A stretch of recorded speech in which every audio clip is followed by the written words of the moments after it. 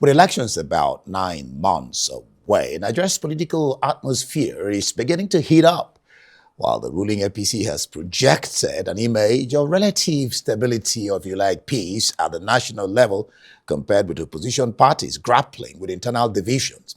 Recent developments suggest the picture may be more complicated.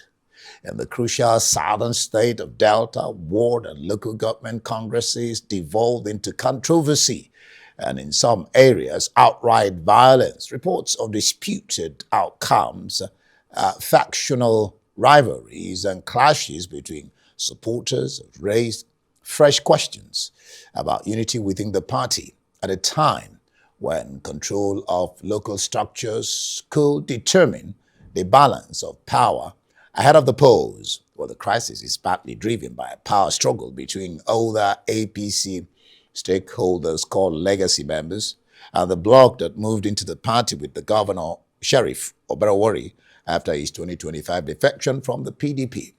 The Delta APC is currently divided into factions, with one bloc loyal to the Bori/Omo Agege camp and another aligned with the governor, who is said to enjoy the backing of President Tinubu and the APC national leadership. So, is this an instance of chaos as well as others in few other states, an indication that the APC is gradually becoming divided as 2027 draws nearer? I'm now joined by Victor Ochei, who is a former speaker of the Delta State House Assembly and the Executive Director for Maritime, Labor and Cabotage Services. Victor, glad to have you join me. Thank you, Andy. Let's start from the interview with Dele Momodu. You watched it, you listened to him. His last point made so much sense. And for Nigerians, I mean, I've discussed across the board, I've spoken to people, they don't seem to understand. Ordinarily, the governor of a state should be the leader. But here you have Wike, he's not a governor. Tinubu says he should be the leader. He's not even in APC. What do you make of that? I don't know how to describe it. It's confusion. Thank you, Andy. Now you see, the problem is people need to learn to contextualize statements. Okay. It's a statement made by the president. Now, his rating of the Minister of FCT, Nyesom Wike, is a leader in Rivers State. As Rivers State is today, Nyesom Wike is a leader and works in his cabinet. And besides being a cabinet minister, for him, he is a leader of note in Rivers State. So he speaks to his own governor, who is an APC. Hey, relax. Whatever it is, Wike is number one. It's not a statement to say that that has changed the position of how governors are seen. However, the president made his own statement. They take the context, not as saying, oh, your constitution says this, and then it's 100% like that. That's not the meaning. People try to impute other meanings into it. Constitution of a party should be your ground norm. Yes. Victor. I agree with you. Politicians can defend even the I agree with you 100%. The constitution is the ground norm. That does not take away the party chairman. What did he say? The governor is 001. The president, in speaking, he's a leader of our party. And he says Wike is the leader. Whether in APC or PDP, he sees Wike as River State. He doesn't see Wike from the prism of APC. So all this lies in contextualization. And I think that's where the major issue is. People are seeing it from that point and not really dealing with the context upon which the statements were made. And if you need to make statement, you need to know, Andy, understand it this way. All right. The president needs to make a case where you're bringing peace. And you don't want to sound it in such a manner to put down one in favor of another and then play out. The outcome will be disastrous. Now, as a leader, you balance situations.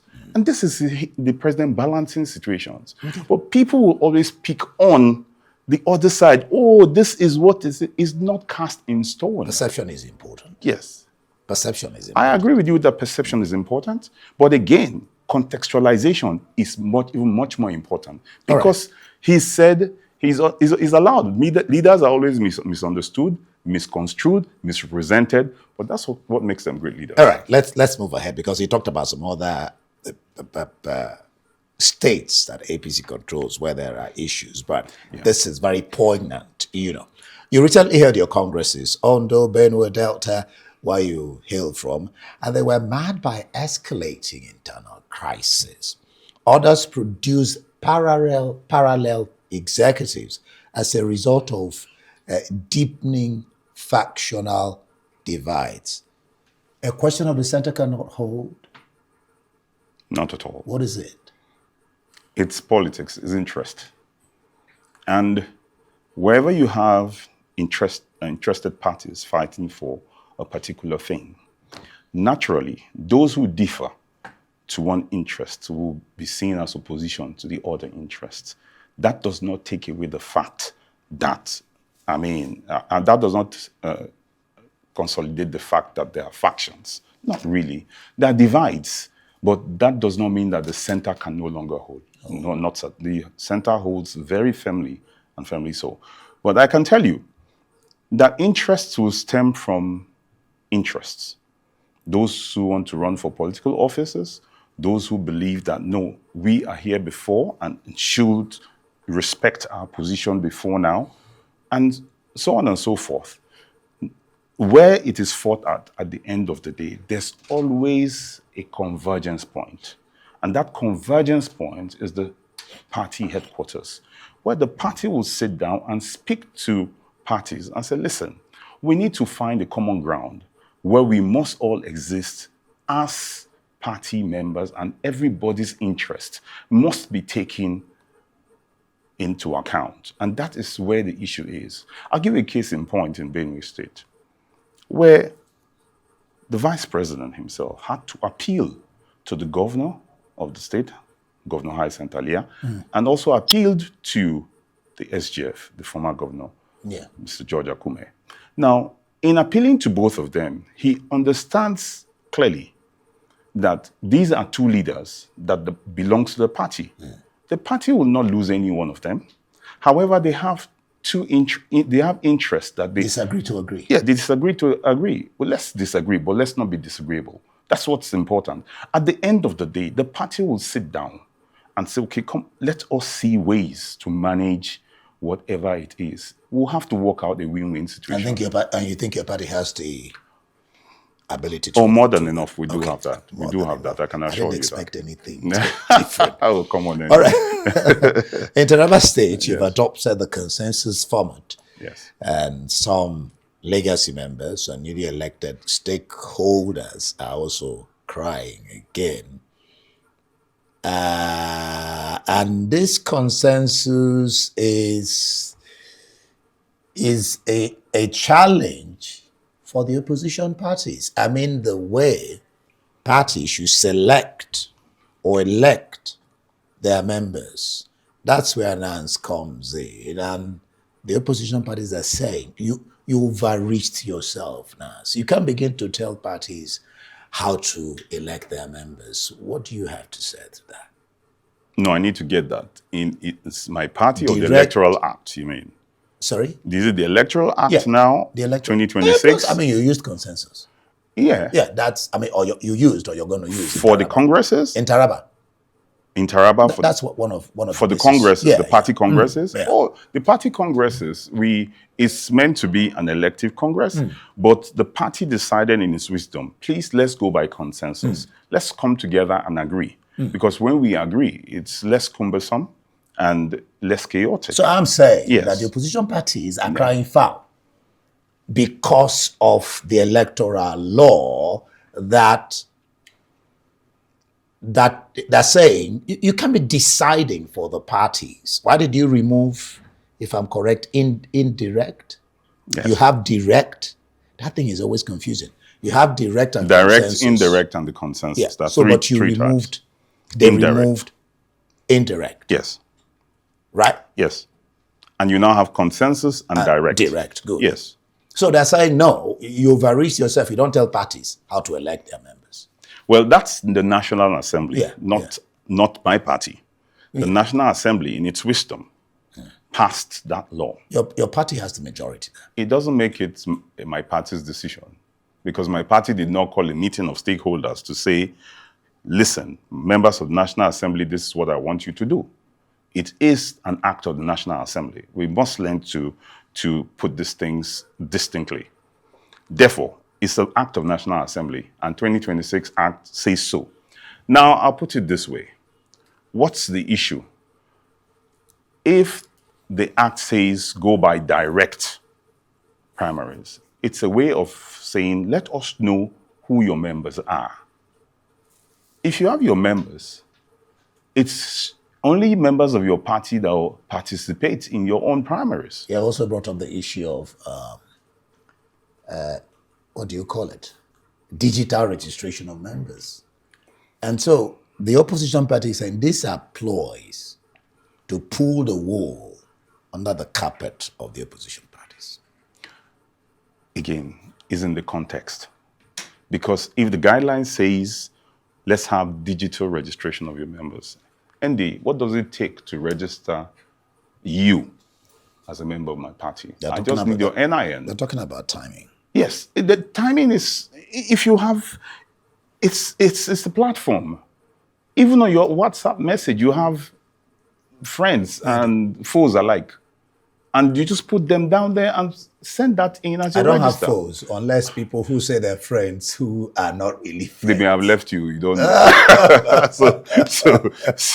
so what I'm trying to say is, it's a platform. So if you send your contacts now to INEC, assuming you're a political party, and these are friends you registered as friends on your phone, they become your members.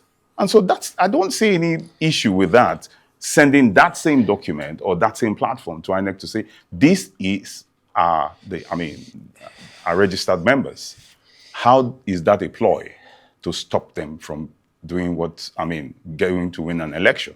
All right. I had your national secretary here the other day, I think it was about 2 days ago, Senator Basiru, yes. And in your party, yes, some people are up in arms against having the national secretary of the party also coming from the ethnic divide of the president, Southwest. And they're saying, in as much as the president wants Netanyahu to stay, Basiru should go. This is becoming critical for your party. Andy, sometimes some of these things you say are critical for my party are just opinions expressed by those who dissent, who do not agree. That does not necessarily make it a critical issue. Basiru, if you ask me, that zoning was not even done by Mr. President. That zoning was done in the time of the former president at our last convention.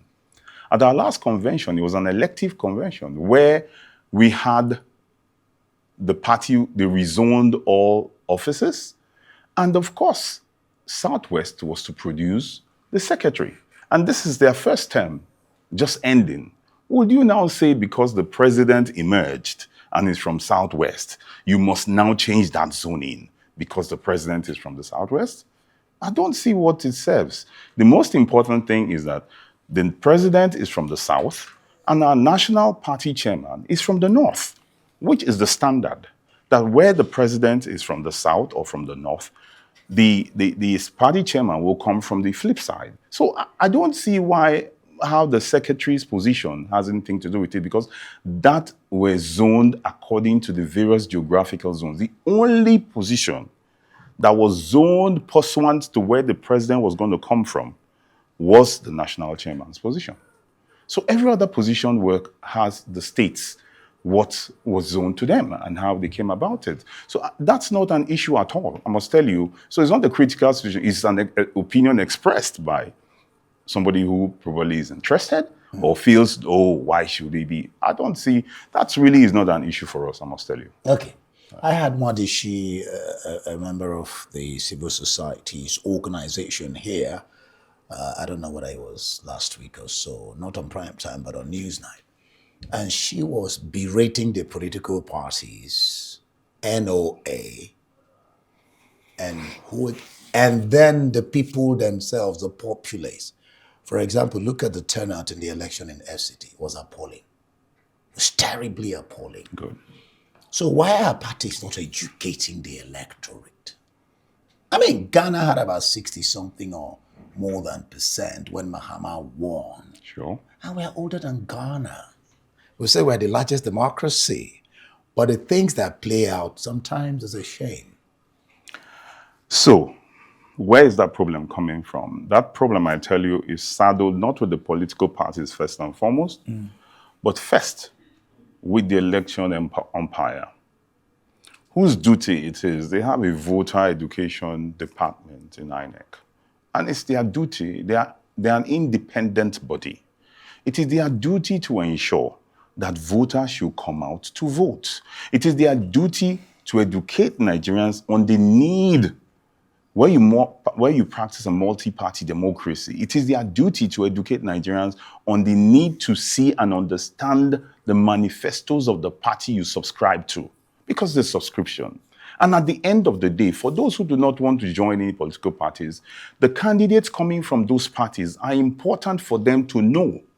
So it's not just doing the work because how do you put it now? The party says this is it. Rather, it is more of INEC making every Nigerian understand the civic duty he or she has to ensure that he goes out to vote. And if you want to vote, you must understand that what you carry is power. And you must also appreciate how you give it out. But if you sit down and say the political parties, now APC will only talk to its own members. And those are those who subscribe to them. They are responsible to and ensure that they come out to vote and work for it. Likewise, other parties. So it's not about the political parties not mobilizing. Of course, they'll mobilize by the time they go to campaign to other people to come and join them. But that does not leave or saddle the political parties with that responsibility. All right, Victor. I agree there's mobilization, but it should be the primary duty of the election umpire to ensure that elections and the civil societies, which are doing quite a lot of work, but the election umpire has a lot to do to ensure that people get out there to vote. All right, Victor, I want to thank you sincerely for your time on Prime Time here. We look forward to the elections. We hope the best Nigeria gets the best. Victor Ochei, former Speaker of the Delta State House of Assembly and the Executive Director for My Time. No, that's former. I was former Executive Director. Oh, former too. Yes. Thank you for the correction. Thank you. All right. Well, that's it for this edition of Rights Prime Time. Do join us again tomorrow from me and the entire team here in Abuja. Goodbye, and thank you for watching.